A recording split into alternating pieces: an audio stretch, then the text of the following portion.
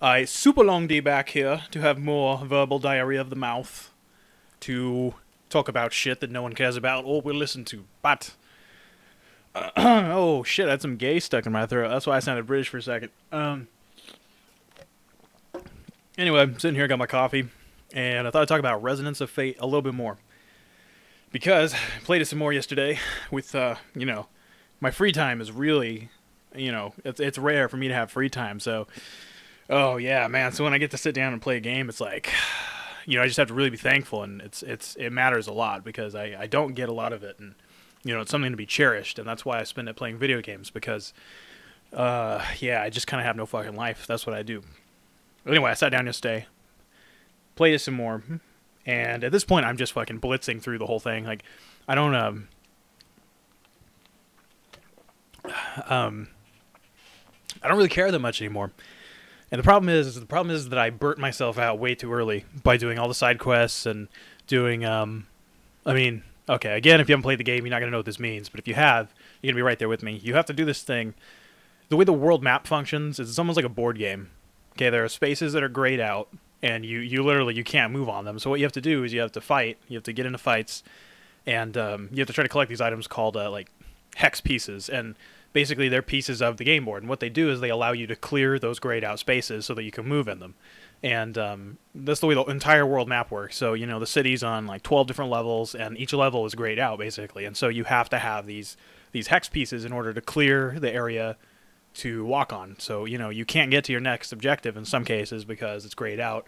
So if you haven't been spending the time to collect these pieces, you kind of fucked and you need to grind. Well, the problem is that I did all my grinding in chapter 6 and 7. I mean, I went like batshit crazy, and I just had huge fucking grinding sessions that made no sense, and it was fun, right? I mean, it's pretty fun because I was still getting used to the battle system and shit, and and so I was collecting pieces, and I'm like, yeah, all these pieces, that's great. I can, unlock things, and I can clear more of the game board, and on the world map, you can actually collect treasure chests because you clear these grayed out spaces, and some of them are hiding treasure chests, and you can unlock clothes, and you can unlock like weapons, or not weapons. I never found a weapon doing that, but you can find grenades, and customization pieces and items and things like that. And so there's kind of an incentive for you to go and collect these things and unlock everything. And so the problem is that I spent way too much time doing that when I didn't have to because, oh man, and this kind of pissed me off because basically I was on chapter 8, I think. It's the last time it was when I made my last recording, that one before. I was on chapter 8. And I've been grinding for a long-ass time, and I've been unlocking the game board probably for about 30 hours. I mean, that sounds like a long time. That sounds pretty pointless. But like I said, it was fun. There was incentive. I was finding items and finding shit, and it felt rewarding. But the problem is, I unlocked the entire world map, basically, except for the places that... I won't go into that, but there are a few places that you can't unlock until you get the right pieces, and the right pieces don't appear until you advance the story enough.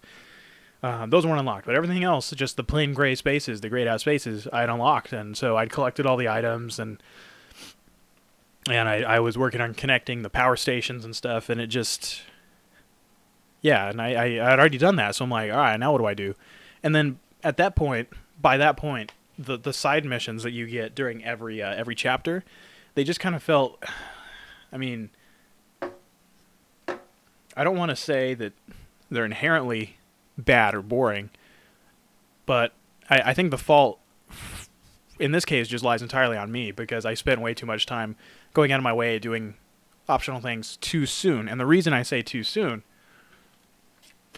excuse me, I was taking a drink. The reason I say too soon is because I got to chapter last night. I stopped at chapter 15, I think. I was on 15 and I saved and quit, but I think around chapter 10 the game starts like fucking just throwing hex pieces out there at you like crazy. I mean, that's what pissed me off is I did not even have to grind to open up those spaces, and I was under the impression that I did because up until chapter 8 it was being really skimpy with your resources. I mean, they weren't giving you shit. You had to work for everything. I mean, it would say, okay, for this chapter your next main mission is to go here to this place, and they wouldn't give you shit. You'd leave to go to this place and everything would be completely grayed out, and the only thing they would give you is a special thing called a color hex, and that is just to unlock the place itself. So, I mean, you have to open up the game board, essentially, the world map. You have to open it up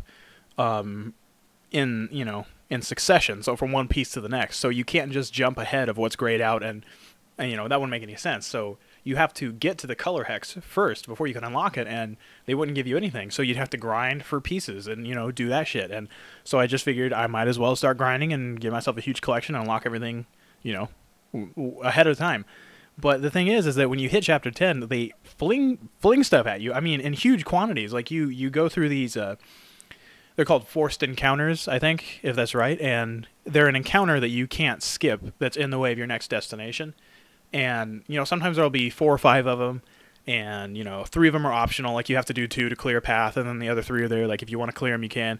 But the thing is those forced encounters, they start giving you everything you need in huge, massive quantities. I mean, at this point, if I hadn't have gone on that huge grinding escapade, chapter 7, it wouldn't have mattered. I would have been perfectly fucking set with what I had. I mean, I've got, like, at least 25 of each plain gray hex piece. I mean, the game just... I don't understand why they did that, because, like I said, up until that point, they weren't giving you anything. And then all of a sudden they're just like, well, here you go. You take everything, and, yeah, good luck. Go ahead. And, yeah, that pissed me off to no end. And because now I have all these fucking hex pieces, and I don't have anything to do with them, because I've already unlocked everything. And, yeah, so, I mean, that was a huge tangent. But, I mean, that was to kind of convey why I'm burnt out at this point and why I'm just rushing through everything. I mean, I don't even care anymore. The past, I did everything on Chapter 8, but then by the time I got to Chapter 9, I was just like, you know what, screw this. Screw the side missions, screw grinding, screw optional stuff. I'm just going to go blitz through the main quest, do that. I want this game to be over with. I want, I want to get rid of it. I want to sell it. Super Street Fighter 4 is coming up. And get into that shit for real, that junk. Yeah. Do that. But it's just, it's one of those games that, oh man, I don't even know how to describe it. It's like, it's one of those games that's deceptively good. I mean, at this point, now I've heard from basically everybody that Final Fantasy 13 is a piece of shit. And not to say, it's everyone kind of has, there's that consensus that Final Fantasy 13 sucks some nuts, except for Pro Gamer. He liked it. So that means he sucks nuts. But at this point, I'm thinking that maybe Final Fantasy 13 would have been the better game between the two, just because of production quality. And, Resonance of Fate is just one of those games that starts good, or you think it's good. It's deceptively good because it's kind of obscure. I mean, it's not the same as every other RPG out there, but the further you get into it, you realize that shit, that doesn't make a game good. That just makes it obscure and, and tries to be something unique. And sure, it's attained that to some end, but